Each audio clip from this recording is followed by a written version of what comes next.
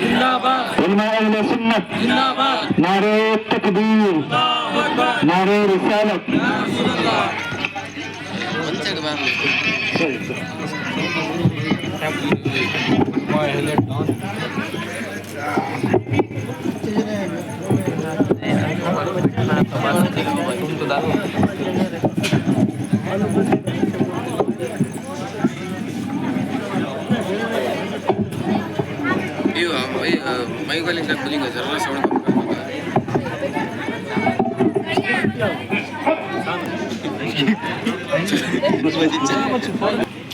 जो सामने वाले जो पीछे बैठे हैं हजरात, मैं गुजारिश करूंगा कि आगे आ जाइए। आप लोग आगे आ जाओ। महफिल का अदब बहुत ज़रूरी है।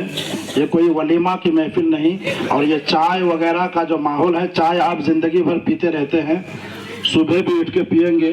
अब महफिलों को भी अगर वही माहौल बनाएंगे तो फिर महफिल का जो है अंतिम संस्कार हो जाएगा। हमें अंतिम संस्कार नहीं करना है अल्हम्दुलिल्लाह, क्योंकि ये महफिल किसी दुनियादार का नहीं है, बल्कि ये दीनदारी महफिल है। किसी के सुनने या ना सुनने से अंतिम संस्कार नहीं होता, क्योंकि इस महफिलों को सजाने वाला खुदा है और सुनने वाले अंबिया है। तो इसीलिए मैं बोलता हूँ, माँ बहनें भी हैं, अभी माँ बहनें भी उठ कर चली गई। अराकीनो कमेटी ने बड़ी मेहनत और मुशक्कत के साथ इस महफिल को वजूद में लाया है और आप ही लोगों के लिए लाया है। मस्जिदों में मर्द हजरात बयान सुन लेते हैं और फिर सुनकर वही भूल जाते हैं। अगर घर की एक माँ बहन दो बातों को दीन की सीख लिए तो समझ लो कि वो घर हमें जन्नत होता हुआ नजर आएगा। और माँ बहनें उठकर चली गई। अभी मैं माँ बहनों से गुजारिश करूंगा कि आप ही के लिए महफिल सजाया गया है और हर दिन आप लोग वक्त को बर्बाद करते हैं। थोड़ा माहौल को संजीदगी रखिए, शांति रखिए, क्योंकि ये महफिल अदब का महफिल है और हमारा मुकम्मल इस्लाम अदब का है।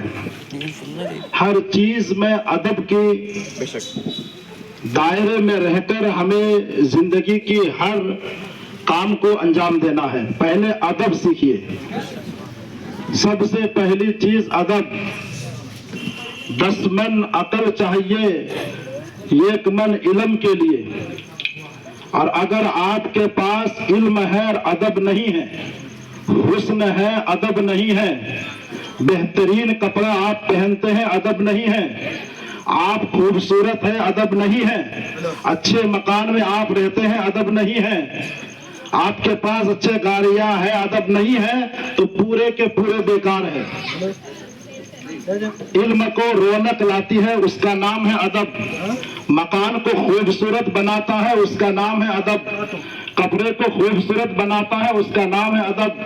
आप 1000 रुपये मीटर कपड़ा पहन लीजिए और एक आदमी अगर 100 रुपये मीटर कपड़ा पहनते हैं और 1000 रुपये मीटर कपड़ा पहनने वाले के पास अगर अदब नहीं है और 100 रुपये मीटर कपड़े पहनने वाले के पास अगर अदब है, तो ये इस दुनिया में भी बेहतर है और उस दुनिया में भी बेहतर है।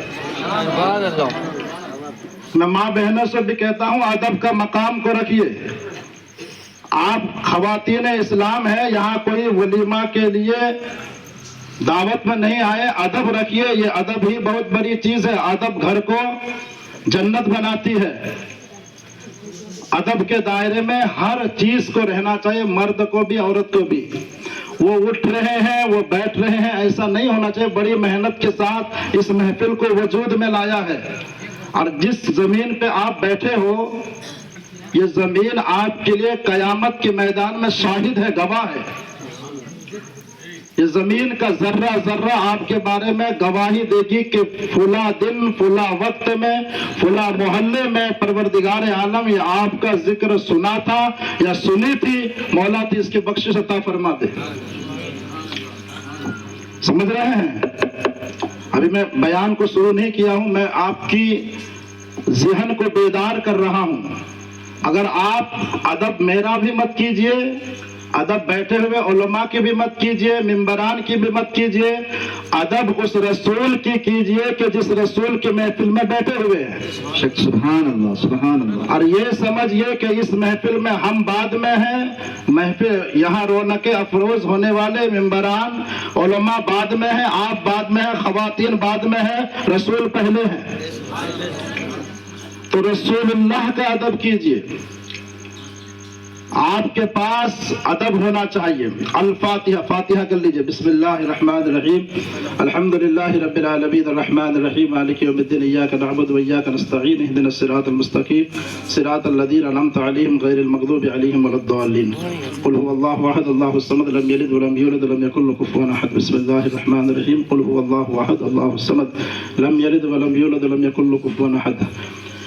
ली खमसतुन उत्फ़ी बिहा हर्रल वबाइल हातिमा अल मुस्तफ़ा वल मुर्तज़ा वब्नाहुमा वल फ़ातिमा इन्नल्लाह व मलाइकतहु युसल्लूना अलन नबी या अय्युहल्लज़ीना आमनू सल्लु अलैहि व सल्लिमू तस्लीमा।